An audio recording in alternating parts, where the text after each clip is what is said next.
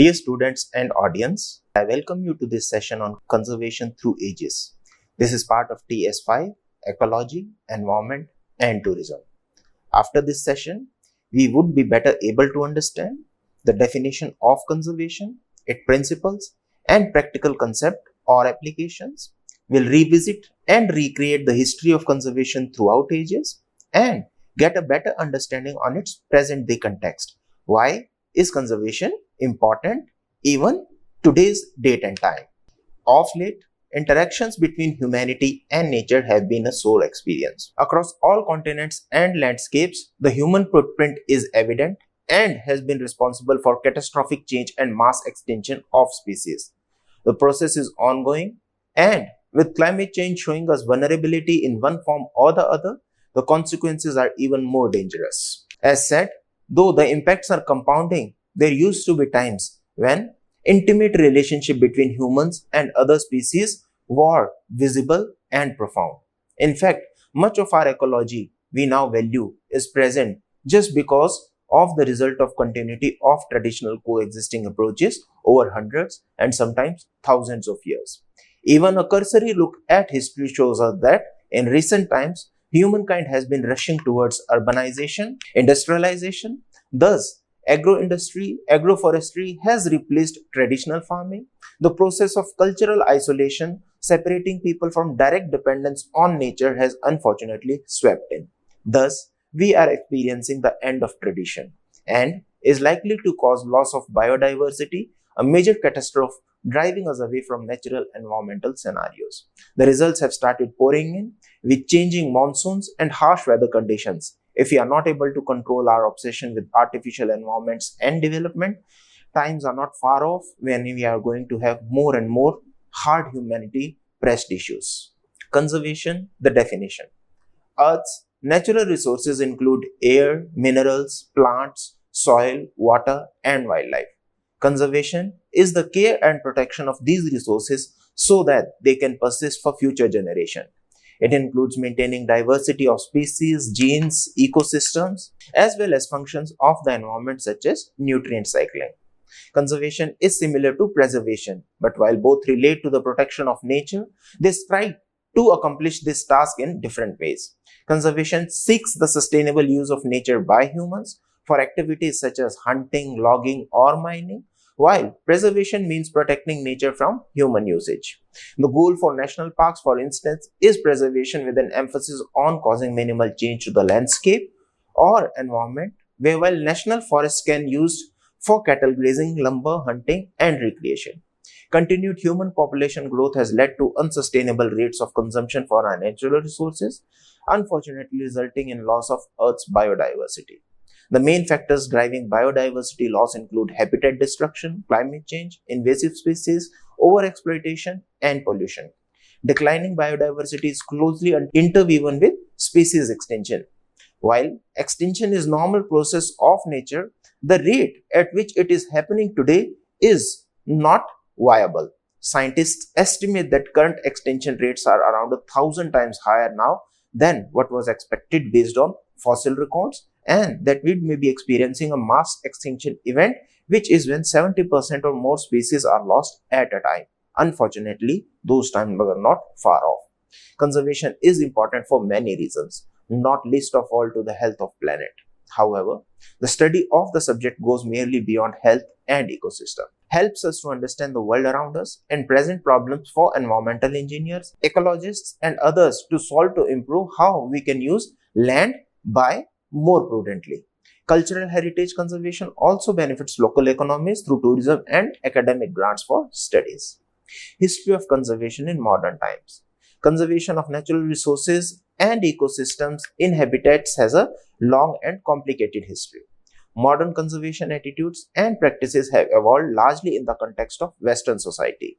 They have been modeled definitely by the major political, economic, and intellectual revolutions that Western society has experienced.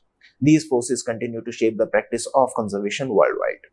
Western viewpoints about conservation are conditioned by basic Western philosophy rooted in the Judeo-Christian view of man and nature. It combined two ideas, that is, the right of exploitation and the responsibility of stewardship. Enlightenment, and early industrial age. Many argue that the conservation movement did not begin in the industrial era, but slightly earlier. In 1662, John Elwyn presented a work called Saliva or Discourses on Forest Trees and the Propagation of Timber in His Majesty's Dominions to the Royal Society. 2 years later, a printed book version followed, and it became one of the most important early works in forestry. Unlike many other works of botany from that age and later, Saliva highlighted the growing problem of deforestation in England way ahead of its time. It called for preservation of existing forests and replenishment of new tree canopy with each that was cut down. Elwyn did not take this work upon himself. He was asked to do so by the Royal Society, increasingly concerned at the destruction of trees for Charles II building projects. The idea was hugely successful, although the concern was more about the depletion of a natural resource rather than concern for such modern concepts as biodiversity, ecological changes, and climate change. But true modern conservationism grew during the industrial era and relatively early on. It's generally believed that the Industrial Revolution began in the 18th century. This is true, but conservation began even before Western nations began the process of industrialization. In Prussia and France in the 18th century, there was development, as there was in many other European powers, of intensive agriculture and forestry management, later adopted in England and to the colonies of India of the British Empire. Management covered aspects to maximize production, but also to reduce the risk of wildlife devastation, crops, and resources, particularly of the teak tree, vital for shipbuilding for major naval powers. Concerns began during the Napoleonic War, when the resources were being plundered to build ships regarding today, which we call sustainability. The first conservation law comes in there, making it illegal to fall a teak tree under a certain size.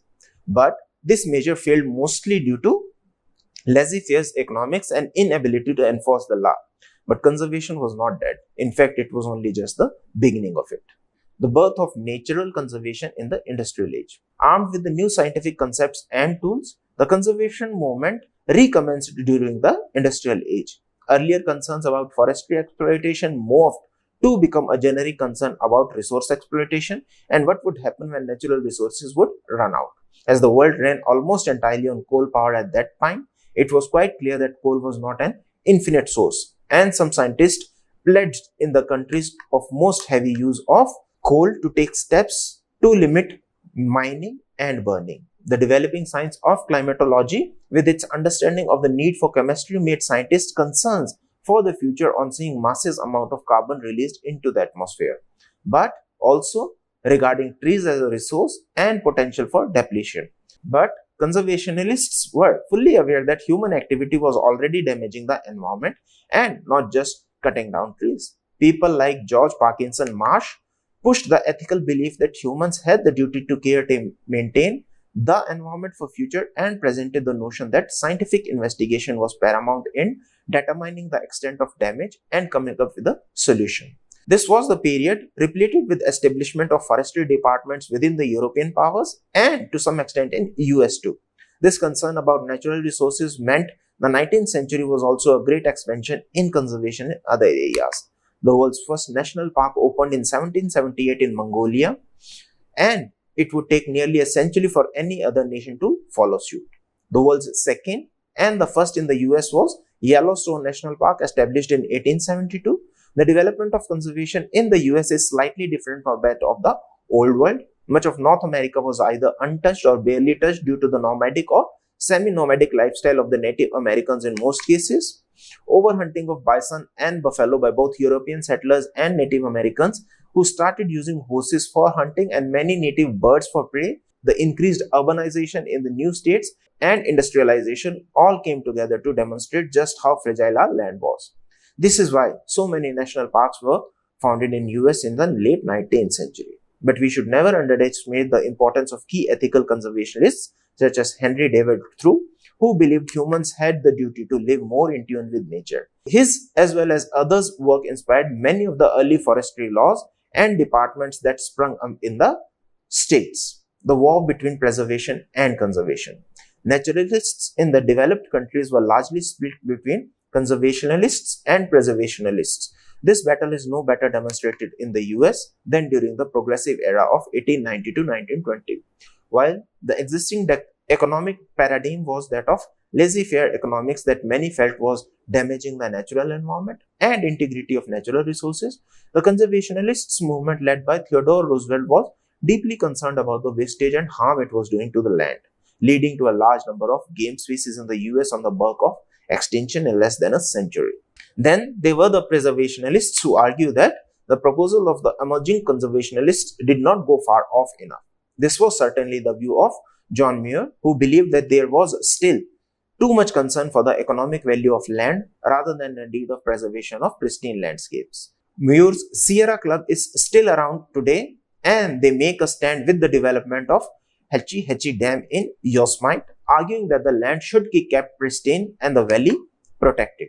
As president, Roosevelt pushed strongly for conservationist issues, which may be the reason that eventually won the day of times.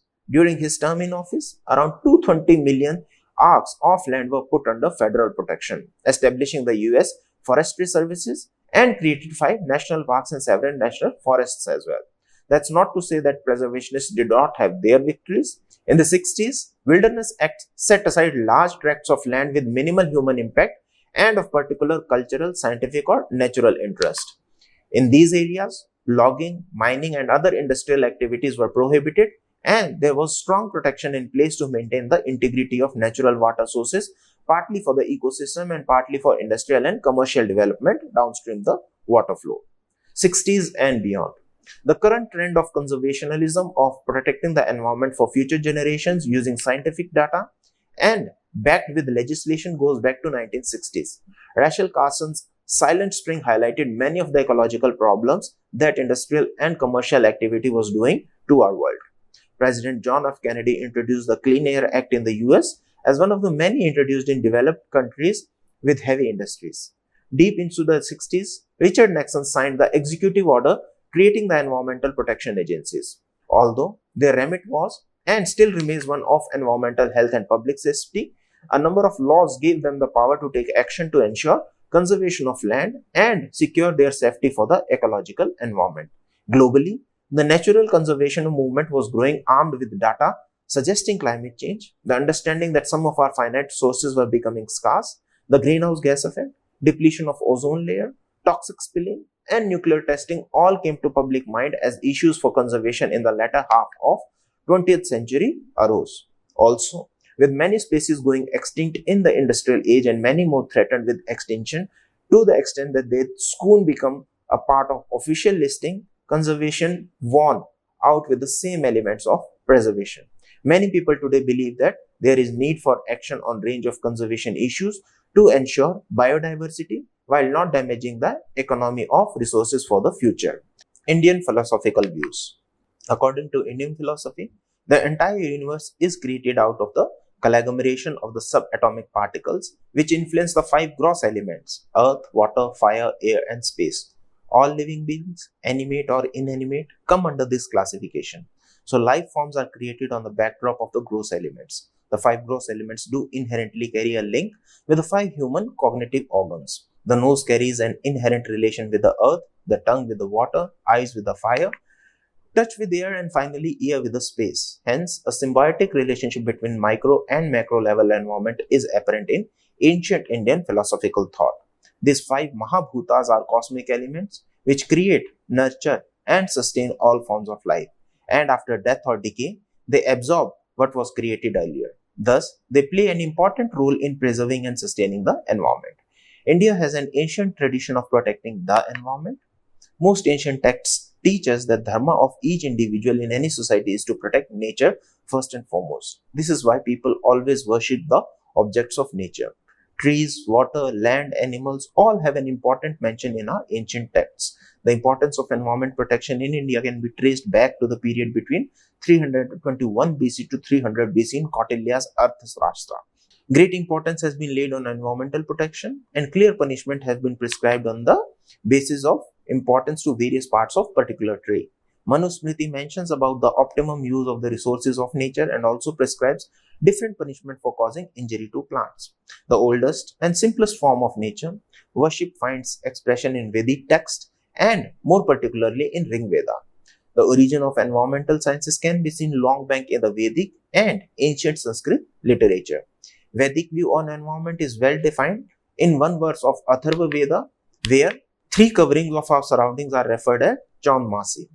Wise utilizing three elements variously which are varied, visible and full of qualities. These are water, air and plants or herbs. They exist in the world from the very beginning. Thus they are called Chandamansi, meaning covering availability everywhere. It provokes the knowledge of Vedic says about the basic elements of environment. In Rig Veda, one Aranyaki Sukta is addressed to the deity of forest and Odisha Sukta cautioned that they should not be destroyed. Rig Veda acknowledged air as one of the deities and mentioned that let wind blow in the form of medicine and bring me welfare and happiness. Clean in air today is a metaphor to that, and that it has medicinal values as well. Animals and birds have also been accepted as part of nature and environment. It has also been warned that animals should be safe, protected and healthy. The Atharva Veda talks about the relationship of plants with earth. The earth is keeper of creation, container of forest, trees and herbs, and that plants are life forms. It also maintains that one tree is equal to 10 suns. There are mentions of Panchvati in ancient Indian text, including the famous epic Ramayana. Panch means 5 and Vati means groove, meaning thereby a groove consisting of 5 trees. Giving importance to 5 kinds of trees denotes a forest in which there is abundance of those 5 kinds of trees. In Sanskrit literature, the most important of the 5 trees is Vata tree. This tree represents the flow of sub-generating trees by turning its branches into trunks, and when they reach the soil, it starts taking roots and they themselves become a tree. It has great medicinal value. Second tree is Peepal, which is also mentioned in Sanskrit literature. It also has medicinal values as mentioned in Atharva Veda. Other 3 mentioned in older literatures are Ashoka, Bel and Harad. But nowadays, there is name of Amla, Neem, Tulsi as well.